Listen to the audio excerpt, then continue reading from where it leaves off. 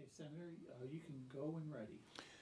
Well, good afternoon, everyone, and thank you for joining me. Sorry I'm a little bit late. Want to hit a couple topics at the top, and then I'll turn it back to Laura for your questions.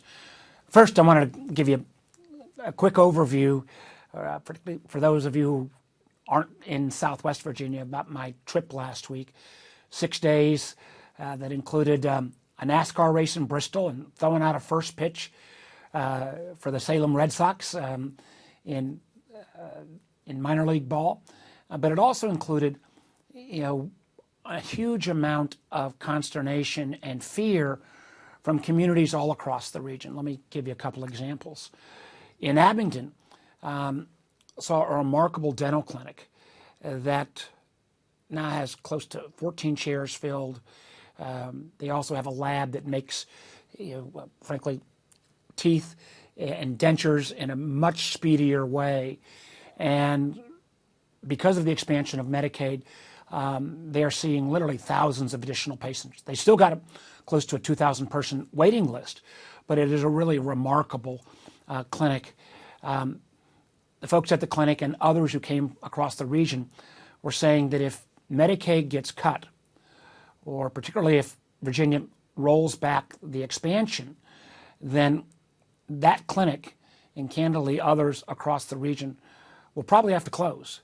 Matter of fact, depending on how deep the Medicaid cuts go, we could see virtually every hospital west of Roanoke close down. That's the margins are so slim, and huge concerns about, how they predict, how they plan, and where do they go from here. Up a little bit further in the coal counties, got an update on a series of the relief actions. Thank goodness.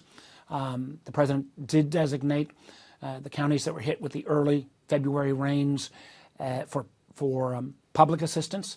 They've not been granted individual assistance, and I don't understand why. Literally adjacent counties in Kentucky and West Virginia are getting that kind of relief. And people in the region compare the rains and the flooding to what it was in 1977, when literally the whole town of Grundy got washed out, and we had to spend 25 years moving the river, moving downtown to deal with that. So we're talking about that kind of devastation in homes. And I felt for a long time that the FEMA schedules and doesn't allow a lot of transparency. You can't explain to people who live that if they live in an adjacent county across state line, they're getting individual assistance and we're not. So working with the governor and the congressional delegation, we're going to still push for that. And I'm just hopeful that these communities, particularly Buchanan County that's got hit a couple years earlier as well, the little town of Hurley, it would be a real shame if they got passed by again in terms of this assistance. Further down the road in Pulaski, met with a lot of school superintendents. Again, huge concerns about whether school funding, particularly Title I funding, whether the State Department of Education could actually get that money out, whether they have the capacity. I know we've got a great State Department of Education, but the idea that you're shutting down the federal distribution channel with no transition, I think could lead to a real mess. A series of other stops, but perhaps the one I do want to highlight is I'm a huge advocate for biotech in the Roanoke Valley, and Carilion, Virginia Tech, the new medical school there, have done some remarkable work, and we are one deal away from putting the Roanoke Valley, New River Valley really on the national and global map as being a biotech hub. That would be great for the communities, great for economic development, and great for opportunity. The challenge, though, is with the threats of dramatic cuts to research funding, it really has put a chill on those efforts. The craziness of doing this research cut funding, for example, I got a family with Alzheimer's in my history, and I'm very concerned about that disease. There's a massive study going, I believe, in the University of Washington that's about a 10-year study, and we're in about year 6 or 7 on that study. If you shut down the funding now, all of the money invested in the study up to that date is all washed out. You have to start from scratch. So there is real concern and consternation, and these are communities that voted for the president. many of them north of 70%, with some of the effects that are going to hit them if the proposed cuts and the continued chaos keeps coming down from Washington. So I'm going to do all I can to try to reassure, but we've also got to make sure that some of these cuts don't stand. It really just baffles me that if Congress is continued to be ignored as we appropriate funds and dedicate them towards programs, and if this administration can then pull back those funds, regardless of what Congress says, why do you even have a Congress? And we're at that level of fundamental question. And again, I just hope my Republican colleagues will stand up and say, no, the Constitution gives us the power of the purse, and we're not going to let that be taken by an executive of any party. See, I'm going on a little long. The other issue I wanted to raise, which is frankly just stunning to me that action hasn't been taken, and this is the continuing dribbling out of stories about Secretary Pete Hegseth. We know a few weeks back there was a Signal chat that included battle plans that was shared amongst a series of senior officials on a non-secure Signal channel. That was bad enough, but the fact now that the Secretary, and he's not denied this, shared that same information on his personal phone with family members, his wife, his brother, his lawyer, all who, by the way, have jobs now at the Pentagon. If that's not nepotism, I don't know what is. But the fact that he continues, if this comes out as true, where he took this information that got conveyed to the Pentagon in a classified form, as NBC is reporting from SOCOM, and then took that information and simply copy and pasted it onto a non-secure chat on his personal device. So he's been saying nothing classified. Well, he's been clearly lying if this came over a classified channel and the commanders in the region thought it was classified. And as I mentioned before, I challenged the Secretary to go down to Hampton Roads, to visit Norfolk Naval Station, and to visit with the family and friends and crewmates of those folks who were on the USS Truman, home ported in Norfolk, that is in the Eastern Med, where the jets took off to attack the Houthis in mid-March. Those families know, and I heard it big time at a town hall a couple weeks back, those families knew that if that information had got out, their loved ones would have been put in harm's way. So this is, again, a case, we just on this issue, regardless of all the other chaos that's coming out of the Pentagon and the disarray, our men and women in our armed services deserve better. They deserve a secretary that they're going to have faith in, and I feel that Mr. Hegseth has clearly lost the faith of both the civilian and the military commands, and clearly by this careless treatment of secret information is also, I think, interfering with our intelligence alliances, because our allies won't share their classified information with us if we don't take appropriate care. So I'm hoping that the president will stand up and do the right thing. If he doesn't, I do hope that my Republican Senate friends who care about national security, and I know they care, will find their voices and say this is just a bridge too far with this careless handling of information on a personal phone that includes your family members from information that clearly the commander in the region thought was classified and conveyed it in such an appropriate manner to the Pentagon. So why don't I stop there and be happy to take your questions. Laura?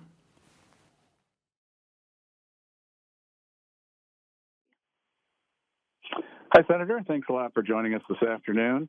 I wanted to ask you a question related to tariffs as well as the Fed. As you're no doubt aware, the president attacked the chairman of the Fed, Jerome Powell, on Monday, and we saw the markets go down today. They're up. They're going down and up every day. I wanted to get your thoughts on what that could mean, not only for the U.S. economy, but what kind of message that sends to other countries and the international economy.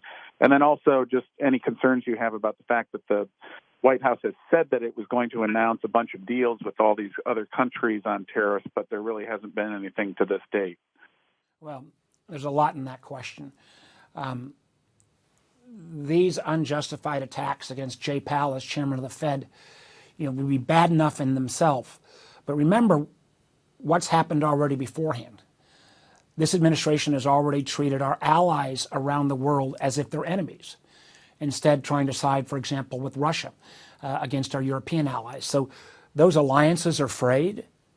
Then you had these tariffs which attacked friend and foe alike. I made a big case in front of the trade representative. Why are we tariffing Australia, a country we have a free trade agreement with, a country we have a surplus agreement with, a country that we're going to be building submarines with for Australia in Virginia? No answer. Then you take on, so you've got this uncertainty in the markets already. And then you have a direct attack on the independence of the Fed. The Fed has been set up for over 100 years to be appointed by the president, the Fed governors, but then independent. And much of the faith that resides in our government, and the dollar being the ultimate backstop, the safe currency, is based upon the idea that the Fed will do the appropriate things to rein in inflation and try to lower unemployment. And they don't need politics interfering. If the president were to try to fire Jay Powell, it would end up in court, and we would see a market meltdown that is unprecedented. We could literally see the security of the dollar being the world's reserve currency put in play. No one would like that more than China, who is using this time to, frankly, reopen a series of trading conversations with countries that we've been saying for the last 10 years under Biden, under the first Trump, even back to Obama, be careful about how you do business with China. They don't play fair. It's not a system that protects your intellectual property. But when then we become so erratic, we are pushing literally countries, particularly in Asia, back into China's arms. It is bad policy. It is bad politics. It is bad for our economy. And if this threat were to be carried out, you think the market turn down we've seen right now, it would turn into a meltdown. And people's, frankly, their interest cost would go up. You want to buy a home, we'd have this. There would be a much higher interest cost because people would not be willing to buy treasuries because they wouldn't trust that they're not going to be potentially manipulated by politics if Trump took over the Fed's independence. And we've seen this in other nations. We've seen it when we saw Liz Truss get thrown out in a very short time in her time in the UK because she had such a screwy economic plan, and she tried to undermine to a bit the integrity of the Bank of England. And the markets just kicked her out, and her party kicked her out. We are seeing that we're on that path here in this country with consequences that would be much worse for our economy and, frankly, much worse for the global economy. So this is playing with a level of fire that is unprecedented. And again, the question's going to be, the law states that the Fed chair is independent. That's what it was set for. Are these kind of challenges or these kind of threats coming at the president by the president? Is anyone on the Republican side going to call that out and say, don't do it? You hear a lot of quiet rumblings, but it doesn't mean much unless you're willing, to talk to the press or talk to your people about this, the concern that every person who knows Econ 101 should have about these unwarranted threats against the independence of the Fed chair.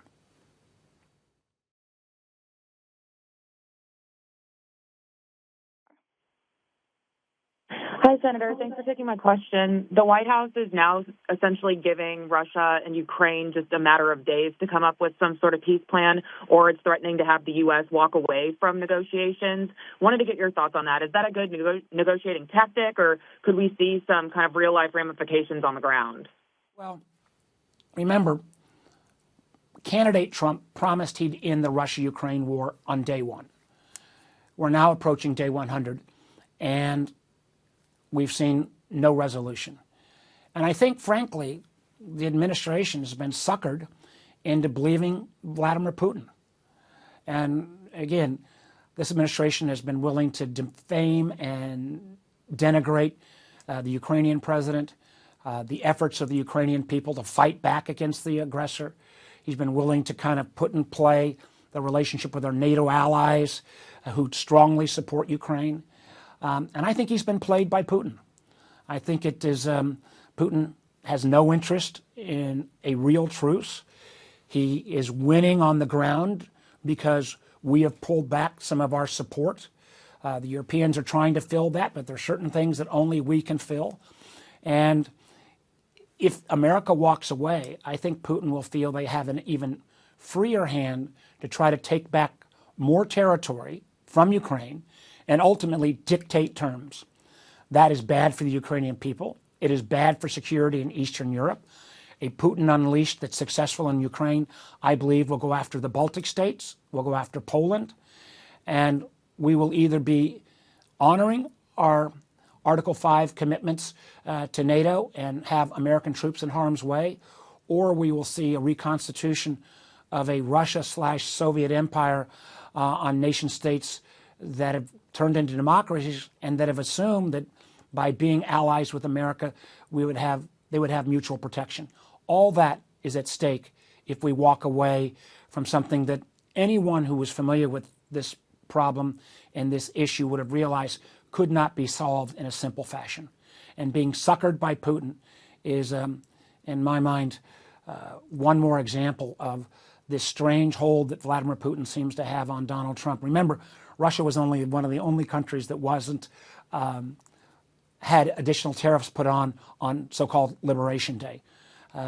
More than a little bit bizarre here. Senator, our next question is Beth Jojak with Virginia Business. Hi, Senator. I just wanted to see if you'd heard any updates about the $100 million in DOE funding for microports, whether it's been unfrozen. I have not heard any update. I thought that there was an announcement from the company that they were, but I don't want to say that. I did not see the announcement from the company. One of my staff told me, have you seen? I thought the company put an announcement saying the project might have to be put on pause, but I'm not. You've probably been following it closer than me. So I've got no update, but I'm going to run down.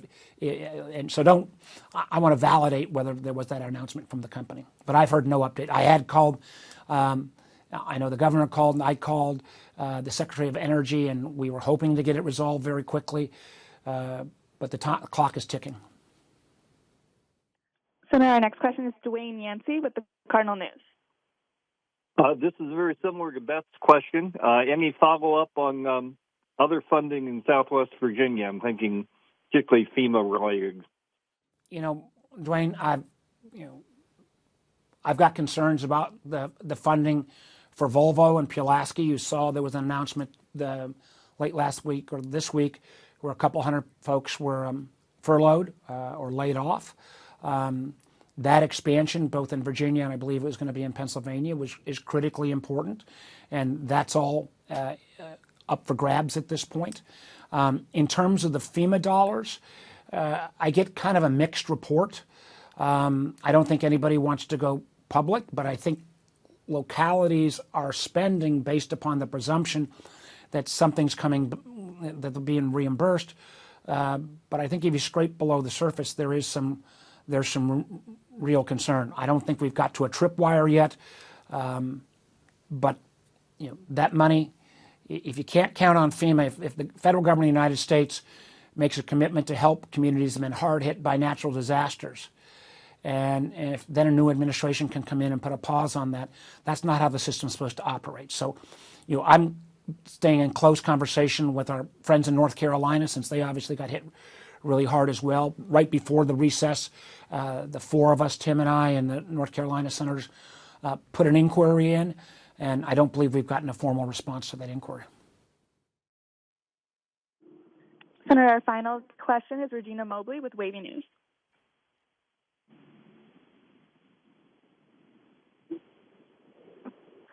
Good afternoon, Senator Warner. Can you hear me, Senator Warner? Yes, I can. Go ahead, please. Okay. Yes. If the Pentagon is in chaos, as described in the Political article over the weekend, what are your concerns if, God forbid, we have another incident like the USS Cole? And what are your concerns when you look at the importance of timing in repairing, training, and deploying our U.S. Navy warships? Well, let me take them in reverse order. On the repair side, our ship repair guys in Hampton Roads are really caught in an awful place. The fact that we're still operating on the continuing resolution means that the budget we had for this fiscal year is not in place. So if you finished a ship repair last summer, you can't start on the next vessel because we're working on a continuing resolution. A stupid way to operate. And one of the things I've been hoping for is there's some way we could create some kind of public-private financing to bridge these guys because they've not screwed up. It's been Congress who screwed up to make sure they don't have to go out of business as they're waiting for the next budget cycle to click in. We're still working on some ideas there.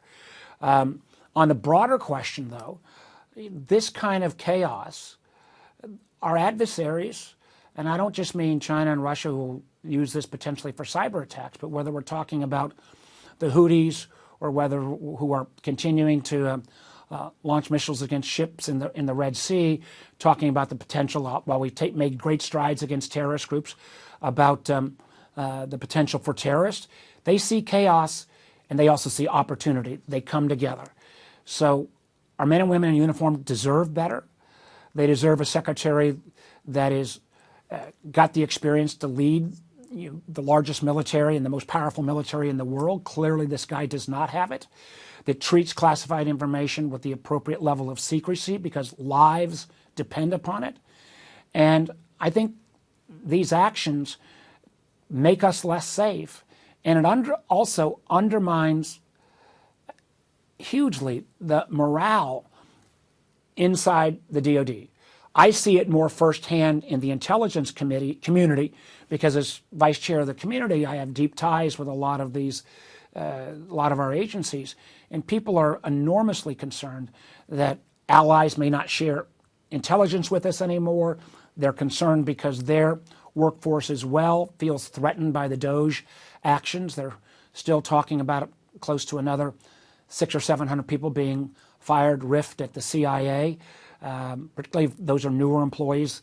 That will slow down a pipeline of new employees. And who's going to go work for the intelligence community, or for that matter, DOD, if you feel like you can get fired with no cause? And that is what is happening with this DOGE efforts, firing with no cause, no performance review, pure trying to hit a number.